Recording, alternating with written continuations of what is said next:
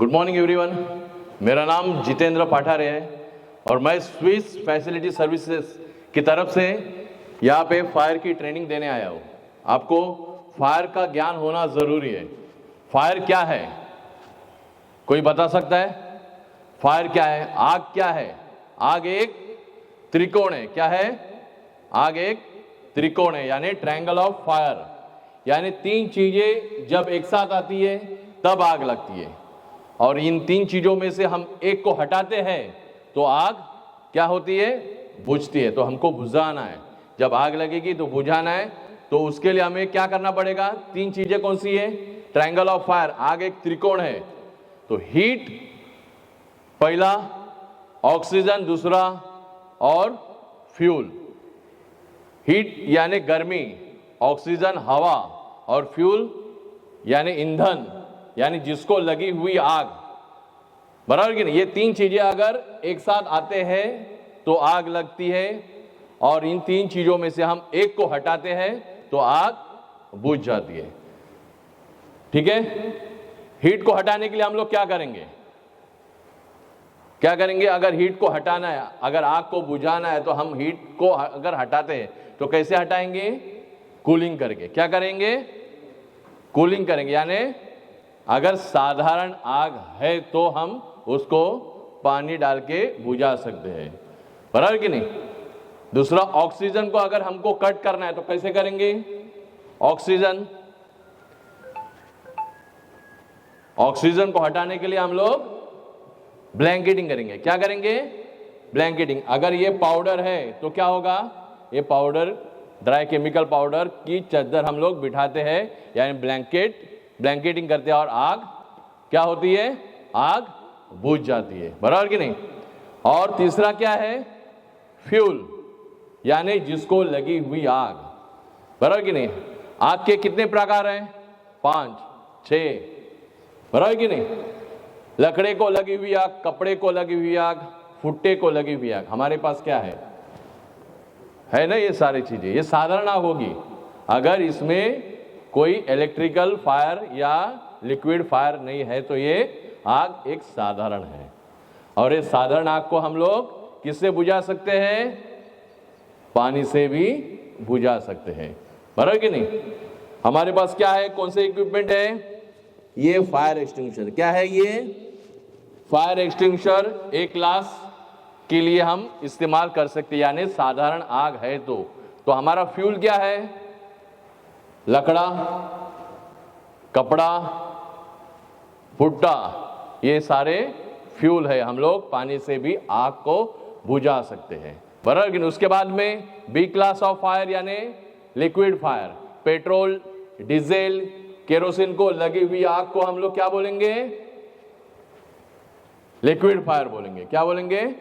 Liquid fire. उसके लिए भी हमारे पास ये फायर एक्सटिंग्विशर है जिससे हम लोग बुझा सकते हैं। एक ड्राई केमिकल पाउडर है और एक दूसरा CO2 है। ड्राई केमिकल पाउडर से पाउडर निकलेगी बाहर, और CO2 से क्या निकलेगा? कार्बन डाइऑक्साइड गैस निकलेगा। वो ठंडा करेगा और वो ब्लैंकेटिंग करेगा, यानी ऑक्सीजन कट करेगा और आग को बुझाएगा। बराबर। उसके बाद में सी क्लास ऑफ फायर, यानी गैस की फायर। मालूम है ना? गैस की पाइपलाइन और फायर हाइड्रेंट की पाइपलाइन का कौन से कलर है? कौन बताएगा? गैस की पाइपलाइन आपने देखा रहेगा, कैसी रहती है? कौन सा कलर रहता है? येलो। कौन सा कलर रहता है? येलो। बराबर। और दूसरा, फायर हाइड्रेंट की लाइन हमारी कौन सी कलर की है? आप देख सकते हो यहाँ पे ऊपर, ये फायर हाइड्रेंट लाइन है, स्प्रिंकलर है। बराबर कि नहीं? जब आग 68 डिग्री तक पहुंच जाती है, उसके ऊपर, स्प्रिंकलर के ऊपर, उसके अंदर मर्क्यूरी ट्यूब होती है, वो ब्लास्ट हो जाती है, और फिर बाद में अगर प्रेशर है तो आग ब्लास्ट होने के बाद पानी पानी होगा जहां पे सराउंडिंग एरिया में, और उस जगह की आग वो बुझा सकता है। बराबर कि नहीं? ये फायर हाइड्रेंट लाइन हमारा रेड कलर का होता है। बराबर। और गैस की पाइपलाइन हमारी कौन सी कलर की होती है? येलो कलर की, यानी पिवड़ा कलर। बराबर कि नहीं? तो बुझाने के लिए हम लोग क्या करेंगे? यही फायर एक्सटिंग्विशर का इस्तेमाल करके हम लोग आग को बुझाएंगे। बराबर कि नहीं? दूसरा डी क्लास यानी मेटल फायर, मेटल फायर यानी धातु को लगी हुई आग, उसको भी हम लोग ड्राई केमिकल पाउडर से आग को बुझाएंगे। और पांचवा इलेक्ट्रिसिटी फायर, यानी जब भी कुछ आग लगती है तब क्या बोला जाता है, इलेक्ट्रिसिटी फायर यानी शॉर्ट सर्किट से लगी हुई आग। अभी आग कहाँ पे लग सकती है, यहाँ पे सारे इक्विपमेंट्स लगे हुए हैं, बराबर कि नहीं, उसमें एमसीबी लगा हुआ है, अगर आरसीबी अगर लगा होता है तो क्या होता है, तुरंत ट्रिप मार देता है, बराबर कि नहीं, जरा भी फ्लक्चुएशन हुआ, जरा भी लाइट्स बाहर निकली, स्पार्क लाइट हुआ तो क्या होगा, वो तुरंत एमसीबी ट्रिप करेगा। अगर नहीं होता है बाई चांस तो क्या होगा, आग लग सकती है, बराबर कि चिंगारी अगर निकलती है और चिंगारी कहीं और गिरेगी, दोनों वायर एक साथ फेज न्यूट्रल होने के बाद क्या होता है, स्पार्किंग होते हैं, उसके पहले ही वो ट्रिप मारना जरूरी है, अगर नहीं मारता है तो प्रॉब्लम होता है। तो हमें क्या होता है, हमको मालूम होना चाहिए मेन सप्लाई कहाँ से बंद करना है। गैस की आग लगती है तभी हमको क्या करना है, मेन सप्लाई वॉल जो होता है वो बंद करना जरूरी है। अगर हम बंद करते हैं तो हम क्या हो सकता है, रोक सकते हैं, हम लोग फ्यूल को हम लोग क्या करते हैं, कंट्रोल में लाते हैं, रोकते हैं। इलेक्ट्रिसिटी की भी अगर आग लगती है तो फायर होता है, तब हम लोग को मालूम होना चाहिए कौन सा मेन सप्लाई है, वो पहले तुरंत बंद करो। अगर नहीं सप्लाई बंद हुआ तो हमको तुरंत बंद करना जरूरी है, क्योंकि हमारे पास क्या है, हमारे पास 1 2 3 4 सैंड बकेट है, हमारे पास फायर एक्सटिंग्विशर है, जो भी है 5 kg के 2 kg के, वो तुरंत खत्म हो सकते हैं। इसके लिए हमको मेन सप्लाई बंद करना जरूरी है। हमारे पास प्रॉपर्टी कितनी है, करोड़ों की प्रॉपर्टी है, और आग क्या करती है, सब खत्म करती है। इसके लिए हमको हमेशा प्रिकॉशन लेना जरूरी है। कोई भी आग, कौन सी भी आग लगती है, हमको मालूम होना जरूरी है, और उसकी तरह हमको उसको बुझाने के लिए आना भी जरूरी है। किचन फायर भी होता है, जहाँ पे ऑयल होता है, वहाँ वो आग लगती है तो भी हमको ड्राई केमिकल पाउडर से ही हमको क्या करना है, बुझाना है, बराबर कि नहीं। तो ये सारी चीजें हैं, हीट, ऑक्सीजन और फ्यूल।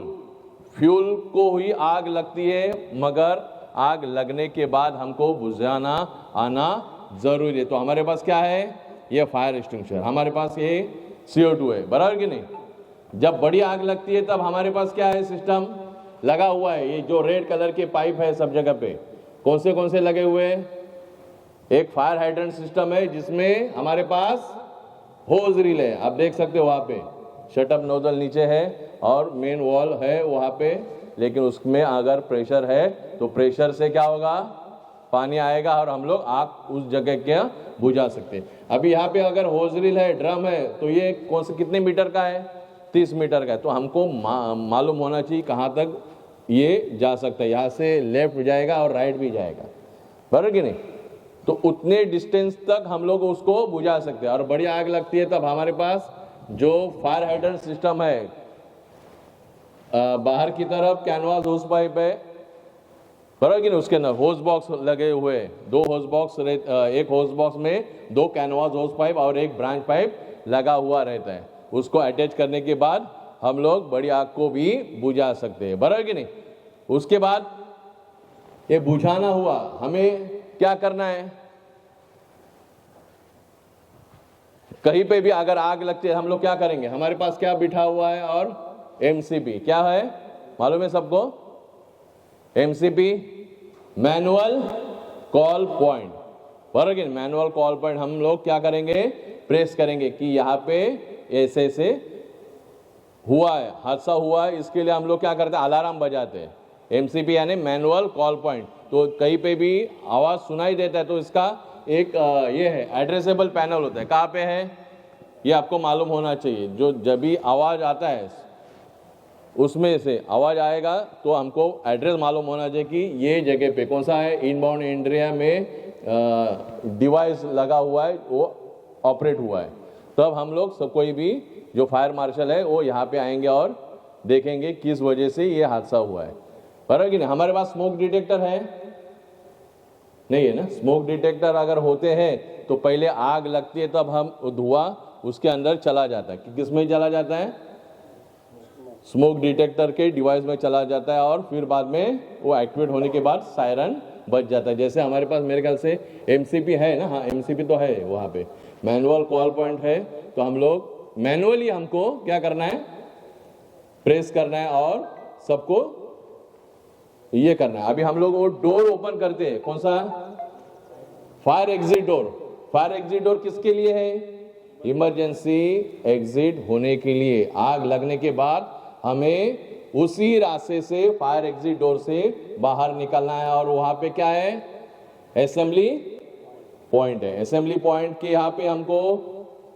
जैसे आप लोग यहाँ पे इकट्ठे हुए हमने अनाउंस किया, बराबर कि नहीं, वैसे ही हम लोग अनाउंस करेंगे। ऐसे वक्त पे जब आग लगती है तब कोई भी अपने जगह पे नहीं रहना चाहिए, उस जगह से हटना चाहिए, क्योंकि यहाँ पे आग लगी और वो कहाँ पे आएगा, असेंबली पॉइंट की तरफ। वो कहाँ से आएगा, वो फायर एग्जिट डोर से बाहर निकलेगा और असेंबली पॉइंट की तरफ वहाँ पे खड़ा होगा। तो क्या होगा, जैसे हमने यहाँ पे लाइन लगी है वैसे ही वहाँ पे लाइन लगेगी और वो खड़े हो रहेंगे और उसमें हेड काउंट होगा। इसमें से कोई मिसिंग तो नहीं है, अगर मिसिंग है तो हमको हमारे हेड सुपरवाइजर को इतला करना चाहिए कि वो एक बंदा है वहाँ पे रह गया है, बराबर कि नहीं। तो इस ऐसे वक्त पे सबको अपने काम में से ध्यान हटाकर हमको डायरेक्टली असेंबली पॉइंट की तरफ फायर एग्जिट डोर के से आना चाहिए, बराबर कि नहीं। अभी हम बताएंगे आपको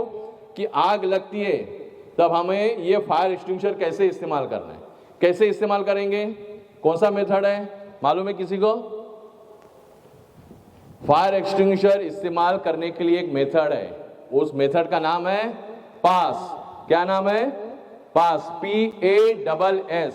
क्या है, PASS, यानी P फॉर क्या है, ये हम अगर पहले सील तोड़ेंगे फिर बाद में पुल द सेफ्टी में। सील कैसे तोड़ेंगे, इस तरह से आराम से हम लोग इस सील को तोड़ सकते हैं, देखो खींचने के बाद। नहीं तो ऐसे होगा कि निकल नहीं रहा है, ये पूरा जोर निकालना है और ये सील को हमको तोड़ना है, बराबर। इस सील को तोड़ने के बाद क्या करेंगे हम लोग, पहले भी आप देख सकते हो ये फायर एक्सटिंग्विशर है, कितने केजी का है, यहाँ पे ऑलरेडी लिखा हुआ है 9 kg का ये फायर एक्सटिंग्विशर है, बराबर कि नहीं। और इसके अंदर हमें क्या देखना है, ये प्रेशर है कि नहीं देखना है हमेशा। आप देख सकते हो ये प्रेशर दिख रहा है आपको, कहाँ पे है, दिख रहा है, ये प्रेशर जो है ये कहाँ पे है, ग्रीन पे है। कहाँ पे है, ग्रीन पे। अगर वो रेड पे रहेगा तो क्या होगा, प्रेशर डाउन है। तो प्रेशर डाउन होने के बाद क्या होगा, वहां से जो अंदर पाउडर है वो बाहर निकलेगी नहीं। क्यों नहीं निकलेगी, क्योंकि प्रेशर डाउन है,